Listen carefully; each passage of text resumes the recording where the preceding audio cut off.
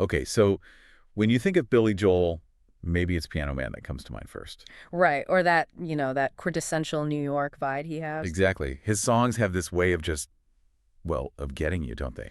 They really do. But what's truly remarkable, especially looking through the sources for this deep dive, Yeah. is just how tumultuous, how really unexpected his journey was to becoming that iconic artist. It wasn't straightforward at all. Not at all. So today we're diving deep into the world of Billy Joel. We're drawing insights directly from quite a rich stack of sources. We've got excerpts from Billy Joel, an American storyteller, his docuseries. And so it goes. Right. And our mission really is to unearth those key moments for you, the unexpected struggles, the big influences that shaped him. Kind of give you a shortcut to understanding the actual artist behind the hits. Exactly. Yeah. Beyond just the songs everyone knows. And what really strikes me is how early that fighter spirit seemed to emerge in him, even before he was, a household name. The sources paint this picture of a really complex person, a poet, a great storyteller, obviously known for his lyrics, those autobiographical songs. Very personal stuff. Deeply personal, clearly influenced by his relationships, other artists. But there's also this undeniable sense of him being a fighter, someone who took things personally. He really seemed to believe that life is a fight, didn't he?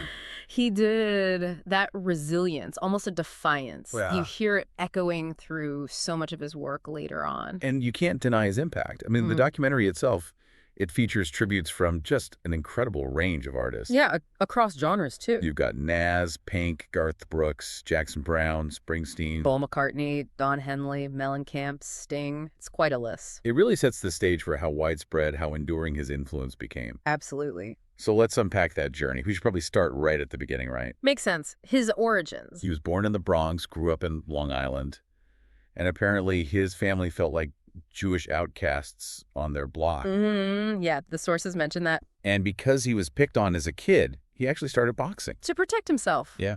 And he had a sister, too, Judy. Right. And that early experience, being picked on, it really resonates when you think about his later outlook, that fighter mentality we mentioned. You could see the connection. Definitely. If you trace the roots, his family dynamics were incredibly formative. His father, Howard, Yeah.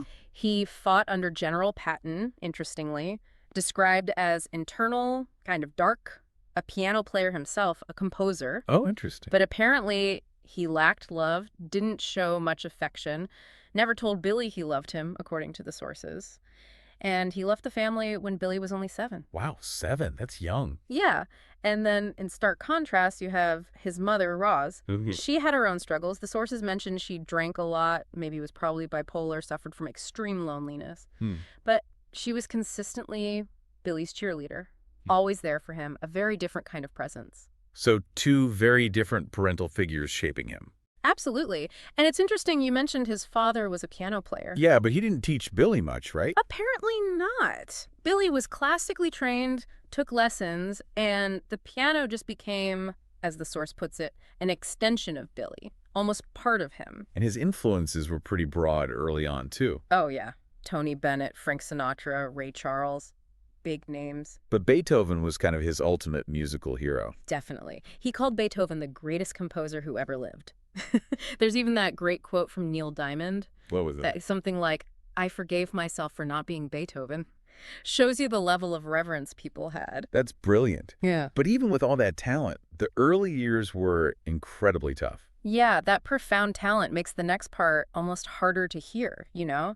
How does someone with that gift face such, profound struggles? It's hard to square. The sources really detail his early band days. Groups like the Hassles, Attila, they were really roughing it. His bandmates had that saying, didn't they? There's Poor and there was Billy Joel Poor. Yeah. And what the sources really lay bare is just how much he struggled personally back then.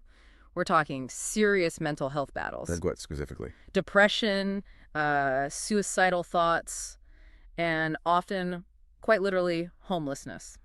Sleeping in laundromats, that kind of thing. Sleeping in laundromats. Gosh. It's a really stark reminder that immense talent doesn't, shield you from immense pain. No kidding. There's even this harrowing account of him attempting an overdose, sleeping pills, and lemon pledge. Lemon pledge. Serious. That's what the source says. And then having the strength somehow to check himself into a psych ward after that. That level of raw struggle, hitting absolute rock bottom.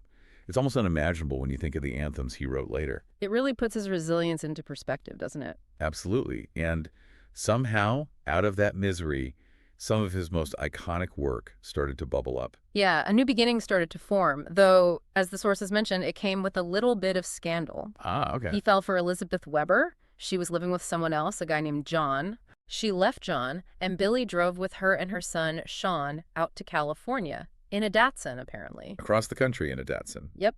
Ended up staying at the Tropicana Hotel, right next to Duke's coffee shop. Classic LA scene. And this move, this personal upheaval, it directly led To Piano Man, yeah.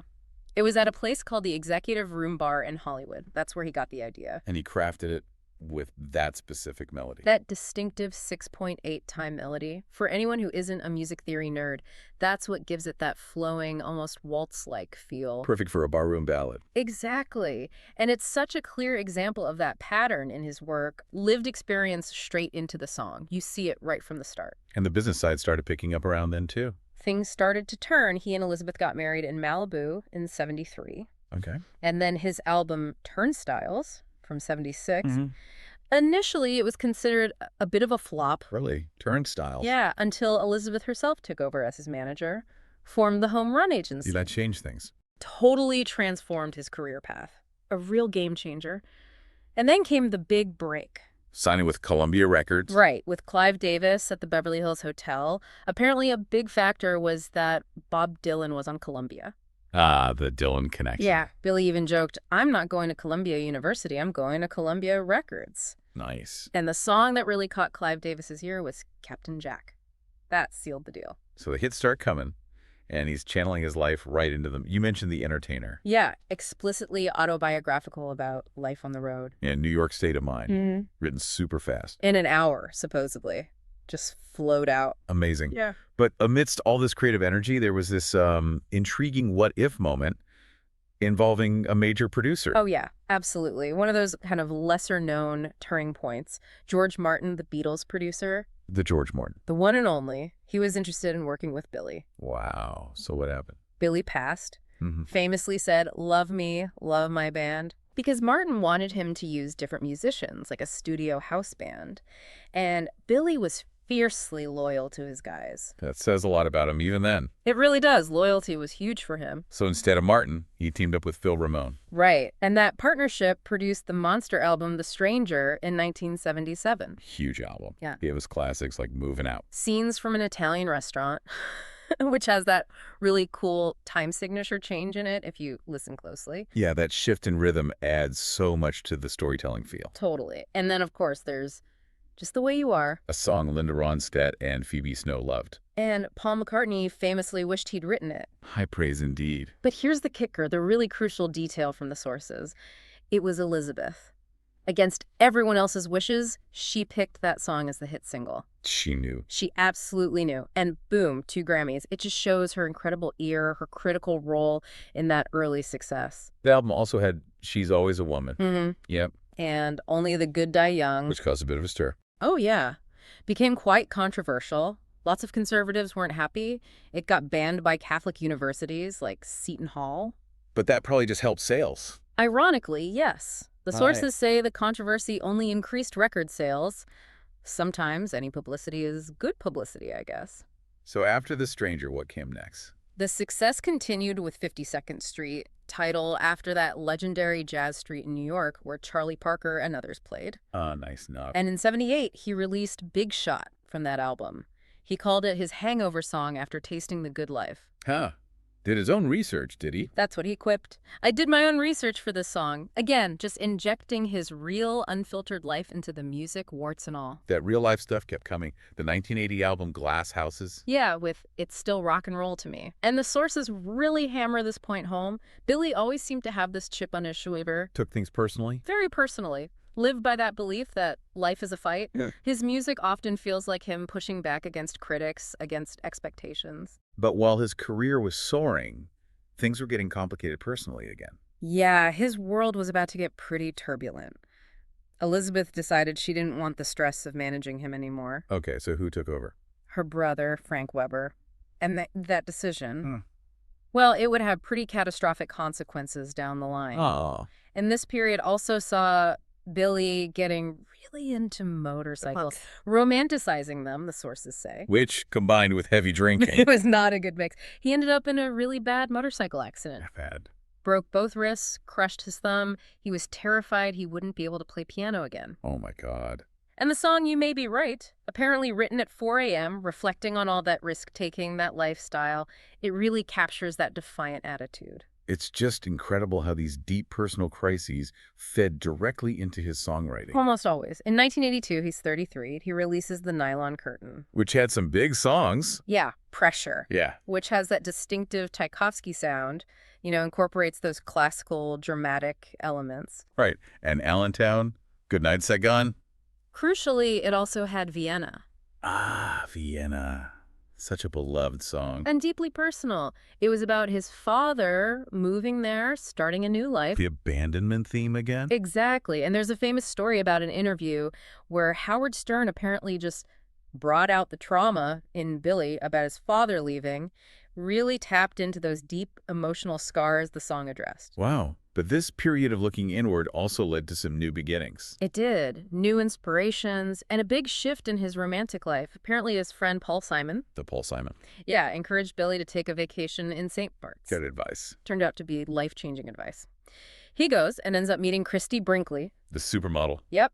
She was there on a modeling shoot with Elle Macpherson and Whitney Houston, no less. What a scene. And that meeting directly inspired his next album, An Innocent Man, which was done in the style of, like, The Drifters. Going back to those earlier sounds. Totally. Especially the song Uptown Girl. It's got that real four-season sound, nodding to those pop vocal groups of the 50s and 60s. And Brinkley was in the video. The iconic MTV video, yeah. Oh, and Rodney Dangerfield did an MTV promo for another song from that album, Tell Her About It. Get out of here. Rodney Dangerfield. Yeah, different times. Anyway, Billy and Christy got married, had their daughter, Alexa Ray. Who's a musician herself now. That's right. And speaking of music connections, Phil Ramone stepped in again. Oh, yeah? He was friends with Ray Charles, Billy's all-time favorite musician. No way. Yeah. Ramone facilitated a collaboration. Billy and Ray Charles playing and singing together on the song My Baby Grand. That must have been incredible for Billy. A real full-circle moment. Absolutely. Just completing that admiration from his youth. But even with these highs, financial trouble was brewing. Big time. What's going on? Well, in '86, he releases The Bridge. He spends 2 weeks touring in Russia. Where he famously smashed his piano in Leningrad. That's the one. Became this defining image of that tour. Why did he do it? Reports say he was just fed up. The rigid atmosphere, the audience seemed disengaged because the lights were too harsh. It was just pure frustration boiling over, an artist pushing back. Wow. But the frustrations weren't just external. Around this time, he makes a devastating discovery. About his manager, Frank Weber. Yeah. Discovers Frank was ripping him off badly. And on top of that, he owed $5 million to the IRS. Oh, my God. After all that success, to face that kind of betrayal, how bad was it with Frank Weber? It was truly devastating. The sources detail how Frank, Elizabeth's brother, had systematically defrauded Billy. Tens of millions of dollars. Tens of millions. How? Through things like fraudulent investments, just outright embezzlement. It wasn't just losing money. It was this huge personal and financial catastrophe. Took years of legal battles just to start sorting it out. That really hammers home that life is a fight idea, doesn't it? Absolutely. But on this massive, deeply personal scale, he wasn't just fighting for his music anymore. He was fighting for his actual livelihood. It's just brutal. And connecting this back, these betrayals, these struggles, they just keep feeding the music, right? Always. In 1989, he's 41, he releases Stormfront, produced by Mick Jones from Foreigner. Interesting pairing. Yeah. Garth Brooks actually said this was his favorite Billy Joel album, covered Shameless from it. Oh, right. The album also had the massive hit We Didn't Start the Fire. Of course. And another song, I Go to Extremes. Billy explicitly said that was about his own life, describing himself as torn between manic-depressive and euphoric like his mom Roz. Wow, that direct connection again. Incredible honesty. It really illuminates how his own emotional landscape was never far from the surface in his writing. So moving into his later work, Yeah. River of Dreams. Yeah, that album featured Shelter Island, which is out on the east end of Long Island. Had a new producer, new band. Felt like a bit of a refresh. And it had that beautiful lullaby. Lullaby Goodnight, My Angel, famously written for his daughter, Alexa Ray. Lovely. He even did a classical album later. He did. Fantasies and Delusions, a real testament to that deep classical training he had from the start. And his personal life continued to evolve. There was a third marriage. To Katie Lee Bagel, yeah. Yeah. Lasted about 5 years. And throughout his life, Billy often talked about this deep fear. Fear of being alone, dying alone, getting old. But that narrative seems to have shifted. He eventually married his fourth wife, Alexis Joel. And they have children. 2 young daughters now. Seems like he found a different kind of family life, a new chapter. It's good to hear. And his performing spirit, still going strong. Oh, absolutely enduring. That incredible 10-year residency at Madison Square Garden. Unbelievable run. A feat very few artists ever achieve. And he still ends his shows with that classic line. Don't take shit from nobody. That's the one. Still the fighter. And what about his actual songwriting process? How does the genius work? He always writes alone. In a vacuum, he says, in solitude. Needs that space. And he describes his process almost structurally, writing how he thinks and talks, verse, chorus, middle, eight, key change, coda, like building something. Interesting. He talks about going into a kind of trance, a dream state or flow state. And he's a perfectionist, definitely.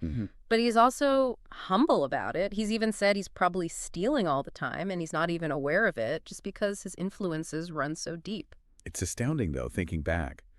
Childhood poverty, mental health struggles, then these massive betrayals in the industry. Frank Weber wasn't the only one, was he? No, that's a really crucial point the sources bring up. It wasn't just Frank Weber's huge fraud. There were earlier incidents, too. A producer named Artie Ripp apparently also took advantage of him financially early on. So it's a pattern. What does that say? About the business, maybe? Or about Billy himself? Well, it definitely speaks volumes about the sometimes predatory nature of the music industry back then. Exploitation was sadly common. But maybe it also points to a certain level of, I don't know, trust. Or perhaps even a bit of naivety on Joel's part. His focus was always laser sharp on the music, maybe not so much on the business side. He was the artist, not the accountant. Exactly. He needed people he could trust, and sadly, he got burned more than once. Okay, one last thing we should probably touch on. The comparison you hear sometimes. America's Elton John. Ah, yes, the inevitable comparison. It's natural, right? Two huge piano-playing singer-songwriters. But what are the real differences, besides Elton coming first, obviously? Yeah, Elton was definitely first on the scene, but musically, they're actually quite different. How so? Billy's piano playing is often described as more five-finger movement stuff, meaning more intricate flowing lines across the keys. Classical influence, maybe? Okay. Whereas Elton is often more rhythmic, more chord-based, more percussive in his playing style. Gotcha. Different approaches. Very different. And ultimately, what really defines Billy Joel, going back to what we said at the start, is that core identity. A poet, a great storyteller. Known for the lyrics, the autobiographical stuff. Exactly. His work is just so deeply influenced by his life, his relationships. Listening to his music really is like opening a window into this incredibly lived, complex experience. So we've really taken you on quite a journey today, haven't we? Through the remarkable, often turbulent life of Billy Joel. And hopefully shown how his genius is just so tightly wound up with his personal experiences, the struggles, the loves, that relentless fighting spirit. Yeah, those seemingly simple, relatable songs, they often come from these really deep, complex, sometimes traumatic places. And what's really striking, I think, is that knowing these behind-the-scenes details, it genuinely enriches how you hear the music. Totally. It lets you hear Piano Man or Vienna or I Go to Extremes with completely new ears, doesn't it? You appreciate those layers of lived experience woven into every single note, every lyric. Gives them even more depth, more resonance. Exactly. So here's a final thought to leave you with. Knowing the intensely personal, often painful sources behind Billy Joel's most beloved songs. What does that tell you about the true cost? And maybe the profound beauty of turning your deepest vulnerabilities into art that connects with everyone?